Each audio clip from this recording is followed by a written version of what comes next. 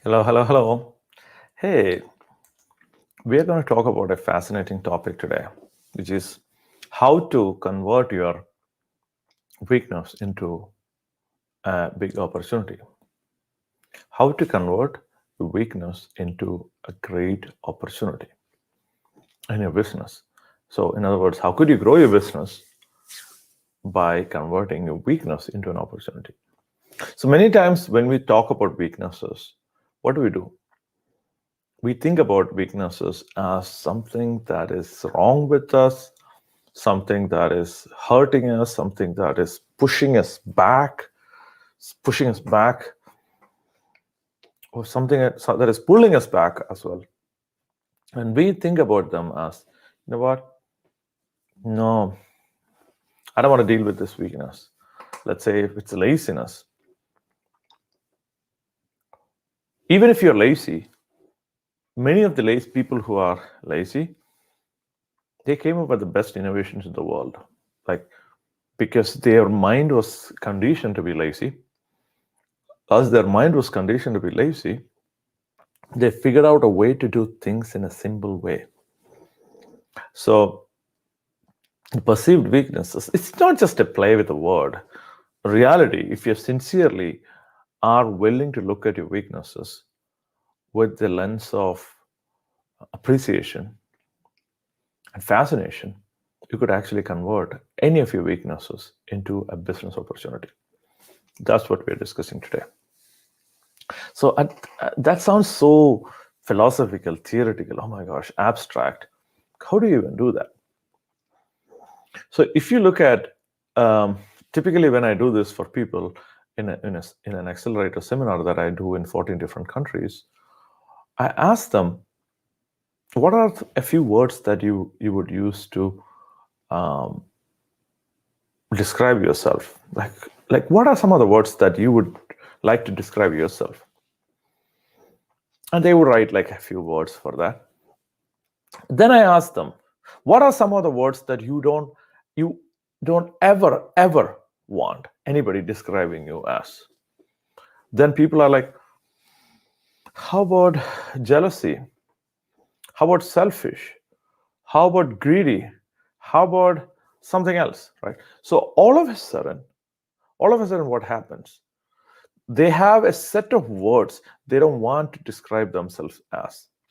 What does that mean? These are the words that they don't want to associate with. So, in other words, these are their energy drainers. So, I speak about energy drainers a lot. So, these are the words that drains energy from you. Let me give you an example.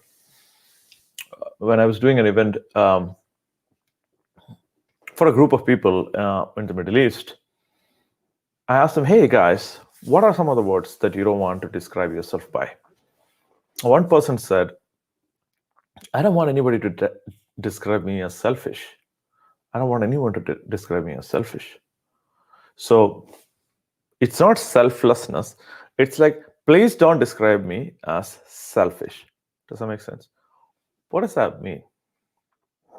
It means that the words that we are trying to use to not describe us, or the words you don't want other people to describe you as, those words are the words that are draining energy from you.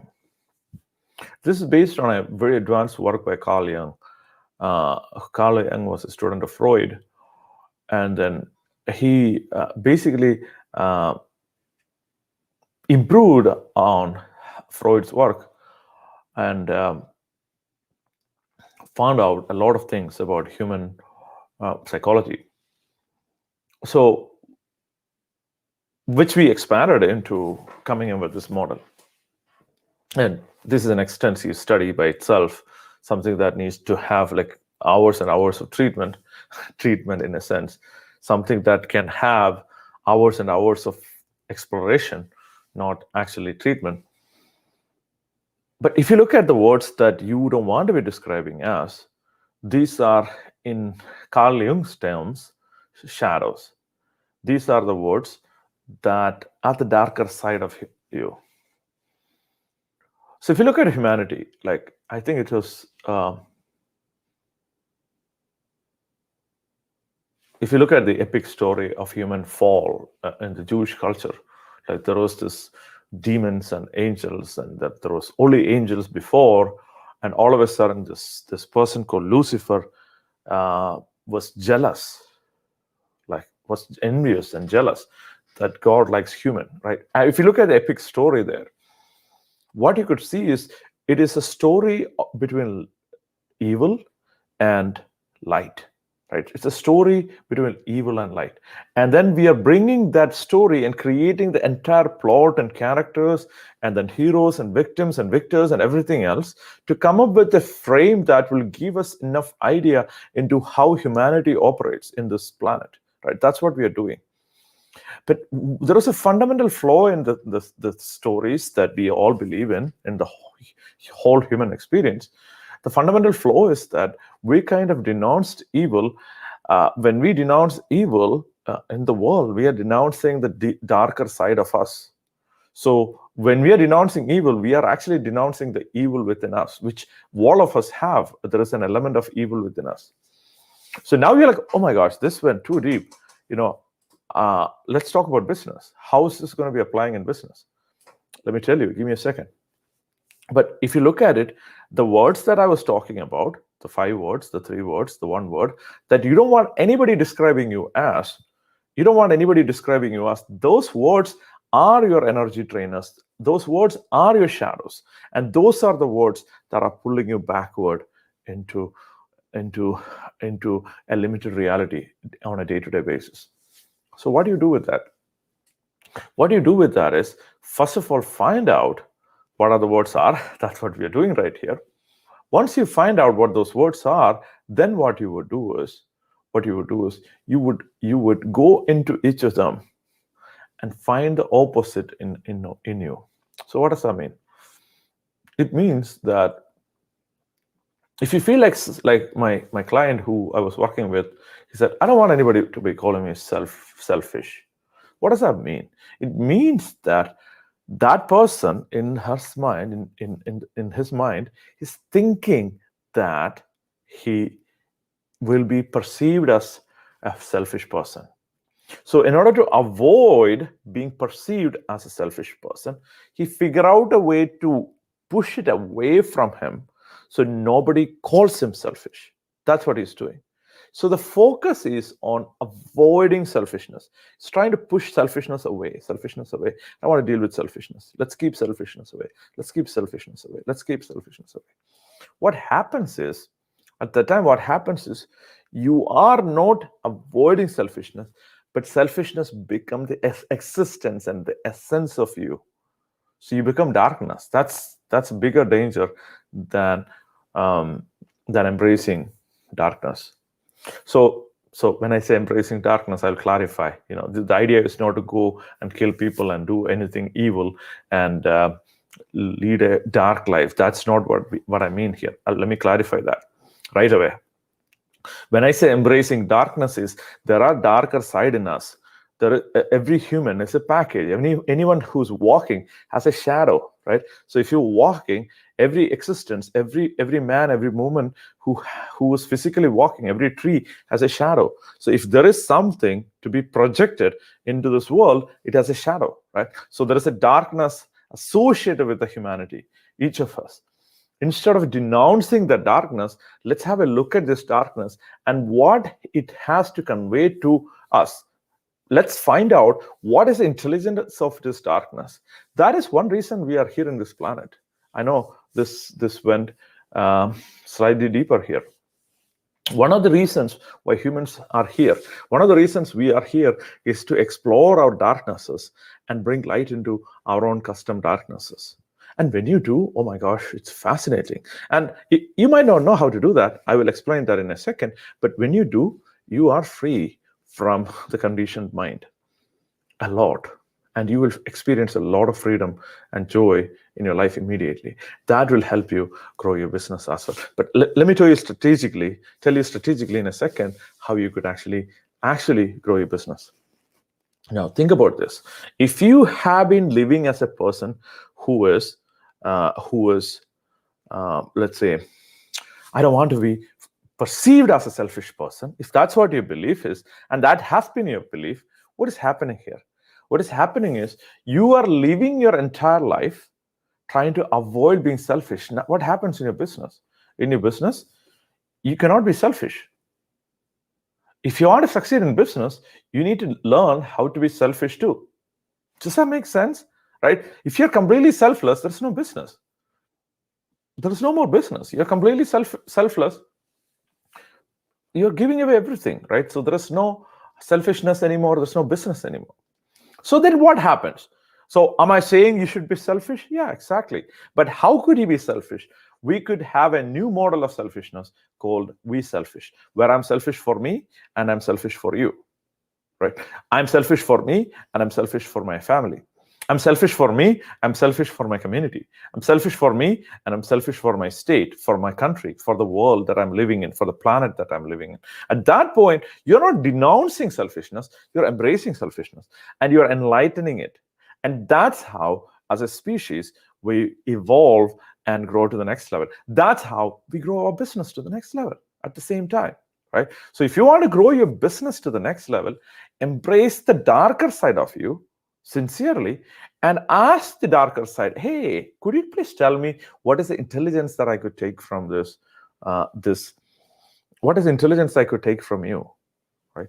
And then pull that intelligence and drop that into your body and literally drop that into your body and tap into that intelligence and use that intelligence to create the next evolution. And every time you do that, you would start to see your business is growing. Why? Because business is self-discovery. If you're an entrepreneur for a long time, you already know this. Your entrepreneurship is a freaking strongest, powerful self-development journey in the whole world, right? So as you are moving in your entrepreneurship, it's freaking, it's scary, it's confusing. It's, oh my gosh, what do I do? Oh my gosh, do I have money or not have money? All the fear that you have will show up. I think J.K. Rowling once said in a Harvard commencement address, facing her largest fear. And once you are able to face your largest fear, the biggest fear, then you're free. And entrepreneurship is that. And if you haven't stepped into entrepreneurship yet, intelligently do that if that's something that you want to do. I'm not going to force you to do it, but that's going to be the fastest way to grow to the next level. Fastest way to probably fail too. And you might actually fail. And when you fail, you tap the intelligence of that failure, and then you fail again probably, and then tap the intelligence of that failure 2 or 3 iterations later, then you are very successful. That's a game that I have seen. That's a game that I see in my entrepreneur clients from Silicon Valley or India or other countries or people from different parts of the world.